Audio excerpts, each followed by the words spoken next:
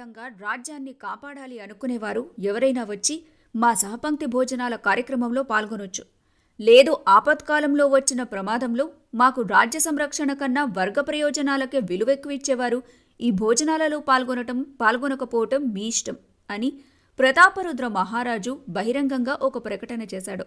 అంతేకాకుండా స్వయంగా మహారాజే సైనికులతోనూ సేనానాయకులతోనూ కులమతాలకు అతీతంగా కలిసి భోజనం చేయటం, అందరికీ వడ్డించడం చాలామంది సైనికుల్లోనూ సేనానాయకుల్లోనూ మంచి ఉత్సాహాన్ని నింపింది. దాంతో బొబ్బారెడ్డి వెంట ఉన్న నాయంకరులలో ఒకడు, మహారాజుకు మన సమస్య ఏమిటో తెలిసిందే, ఇక పదవుల్లో మనకు కూడా తగిన ప్రాధాన్యమిస్తాడు. ఇన్నాళ్లకు మన మహారాజు మన సమస్యను గుర్తించాడు. మన సమస్య ఆయన దృష్టికి వచ్చింది. ఇప్పటికీ ఆయన మన సమస్యల పరిష్కారం దిశగా ఆలోచించకుండా అవసరానికి మనల్ని వాడుకొని వదిలేశాడనుకో, యుద్ధం పూర్తయిన తర్వాత మనం ఆయనపై తిరుగుబాటు చేద్దాం. అప్పుడు మన తిరుగుబాటుకు ప్రజల మద్దతు కూడా ఉంటుంది. లేదు ఈ విపత్కర పరిస్థితుల్లో కష్టాల్లో ఉన్న రాజ్యం వైపు కాకుండా వర్గ ప్రయోజనాలకే విలువ ఇచ్చారని యుద్ధం ముగిసిన తర్వాత మహారాజు దానిని సాకుగా చూపి మనల్నందరినీ ప్రజల ముందు దోషులుగా నిలబెట్టి మన పదవులను తొలగించడమే కాకుండా మనకు శిక్ష వేసే అవకాశం కూడా ఉంది. కాబట్టి ముందు మనం ఈ కష్టకాలంలో మహారాజు వెంట నిలబడదాం. ఆ తరువాత కొన్నాళ్లు చూసి మనకు అప్పటికీ తగిన ప్రాధాన్యం ఇవ్వకపోతే తిరుగుబాటు చేద్దాం. లేదంటే ప్రజల దృష్టిలో మనం రాజద్రోహులుగా మిగిలిపోయే ప్రమాదం ఉంది అని చెప్పి బొబ్బారెడ్డి వైపు నుండి వెళ్లి ప్రతాపరుద్రుడు సైనిక శిబిరంలో చేరిపోయారు. వెళ్తూనే అతడు చెప్పింది నిజమే అనుకుంటూ మరికొంతమంది నాయంకరులు ప్రతాపరుద్రుడి వైపు కదిలారు. బొబ్బారెడ్డి వెనుక కేవలం 2-3 నాయంకరులు మాత్రమే మిగిలారు. అది కూడా మహారాజు మీద కోపంతో కాదు, బొబ్బారెడ్డి ఏమంటాడో అనే భయంతో. చివరకు బొబ్బారెడ్డి కూడా చేసేదేమీ లేక ప్రతాపరుద్రుడిని కలవడానికి వెళ్లాడు.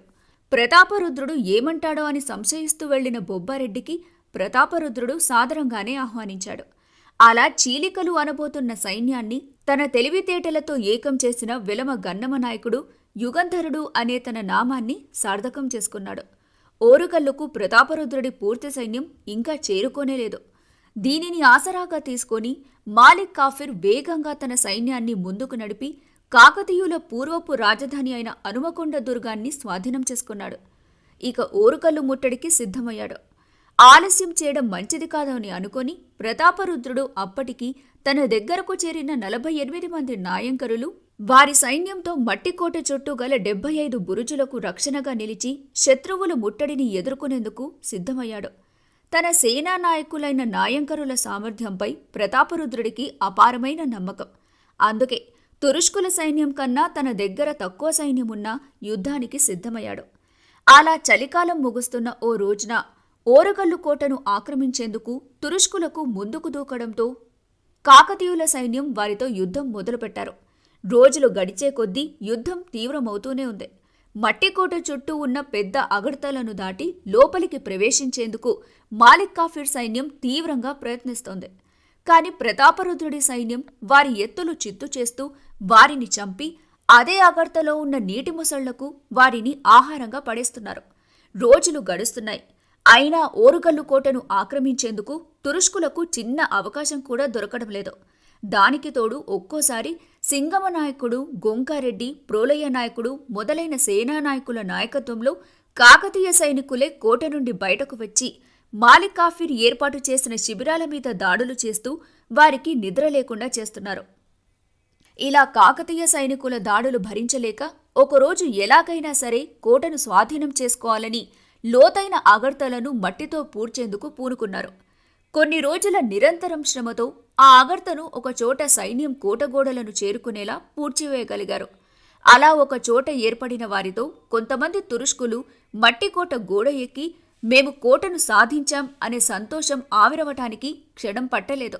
లోపల కొంత దూరంలో ఉన్న మరొక రాతి కోట గోడలను చూశాక మట్టిగోడను ఒకచోట ఛేదించడానికి ఇన్ని రోజులు ఇంత కష్టపడ్డారు. ఇక వారు విన్నదాని ప్రకారం మట్టికోట దాటగానే ఒక రాతికోట, దాని లోపల కంచుకోట ఉన్నాయని, ఇంకా వాటిని సాధించాలంటే ఇంకా ఎంత కష్టపడాలో అనుకుంటూ ఆ రోజు సాయంత్రం అవడంతో చీకటిలో వారు చేసేదేమీ లేక శిబిరాలకు తిరుగుముఖం పట్టారు. అలా ఆ రాత్రి మాలిక్ కాఫిర్ శిబిరంలో ముఖ్యమైన తురుష్కుల సేనానాయకులు సమావేశమయ్యారు. వారిలో ఒకడు మాలిక్ కాఫిర్తో, సేనాధిపతి, ఇన్ని రోజులు మనం నిరంతరం శ్రమపడినా కనీసం కోట వెలుపల రక్షణగా ఉన్న మట్టి గోడలను కూడా మనం పూర్తిగా సాధించలేకపోయాం. మీకు ఈ విషయం తెలుసో లేదో కాని వేగుల ద్వారా అందిన సమాచారం ప్రకారం మనకు ఢిల్లీకి మధ్య సమాచారం అందనీయకుండా ఆ ప్రతాపరుద్రుడు అన్ని దారులను వెలుపలున్న తన సేనానాయకులతో దిగ్బంధనం చేశాడు. మన దగ్గర ప్రస్తుతం ఉన్న ఆహార పదార్థాలతో ఇక మనం చాలా రోజులు మనుగడ సాధించలేము. బయట చూస్తే ఒక్క తిండి గింజ కూడా ఈ ప్రజలు మనకు అమ్మే పరిస్థితి కనబడటం లేదు. అంతేకాదు, ఇప్పుడు కోటలో ఉన్నది కేవలం సగం సైన్యమే. మిగతా సగం మంది సైన్యం ఇంకా కోట వెలుపలే ఉన్నారు. వారింకా రాజధాని నగరం చేరలేదు. వారంతా వచ్చారంటే లోపలి నుండి వారు, వెలుపల నుండి మిగిలిన సగం సైన్యం మనల్ని చుట్టుముట్టి మనల్ని చక్రవ్యూహంలో ఇరికించి చీమలను నలిపినట్టు నలిపేస్తారు. ఇక మనం ఏం చేసినా ఆలస్యం చేయకుండా చేయాలి. అది పారిపోవడమైనా లేదా పోరాడి సాధించడమైనా. పోరాడి సాధించడం అనేది చూస్తుంటే సాధ్యమయ్యేలా లేదు.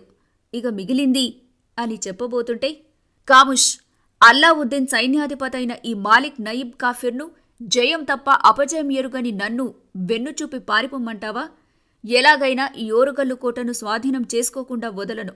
ఇప్పుడు విజయం సాధించాలంటే మనం కోట లోపలికి వెళ్ళాలి, లేదా ఆ కాకతీయ ప్రభువును బయటకు వచ్చేలా చేయాలి. ఇలాంటి పరిస్థితుల్లో కాకతీయ ప్రభువైన ఆ లడ్డర్ దేవుడిని బయటకు రప్పించాలంటే వాడు ఎక్కువ ఇష్టపడేవారిని ఎరక వేయాలి. ఆ లడ్డర్ దేవుడికి అత్యంత ఇష్టమైనది ఎవరు? వాడి బలహీనత ఏమిటి?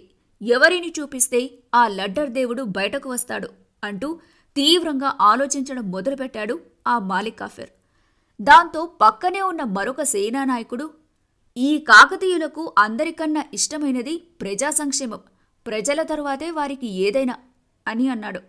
ఆ మాటతో మాలిక్ కాఫిర్ కళ్ళు సంతోషంతో పెద్దవై ఆ మాట చెప్పిన సేనానాయకుని వైపు మెచ్చుకోలుగా చూస్తూ, మంచి మాట చెప్పావు. ఇన్ని రోజులు నాకెందుకు ఈ ఆలోచన తట్టలేదు అనిపిస్తోంది అన్నాడు. దాంతో పక్కనే ఉన్నవాడు, ఏం ఆలోచన సేనాధిపతి అని అడిగాడు.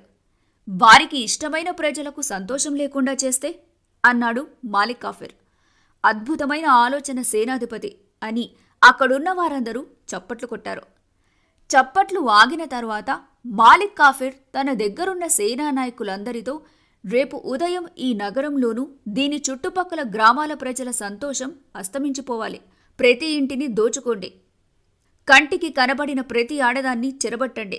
మగవారందరినీ ఊచకోత కోయండి.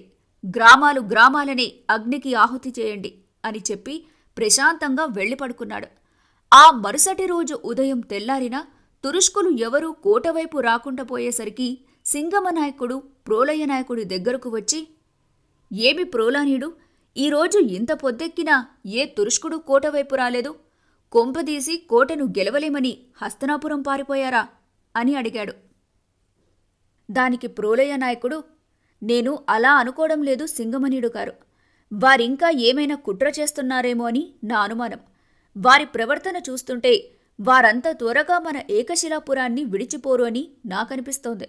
వారిని ఇలాగే మరో 4-5 రోజులు కోట ముట్టడిలో నిమగ్నమయ్యుండేలా చేస్తే చాలు.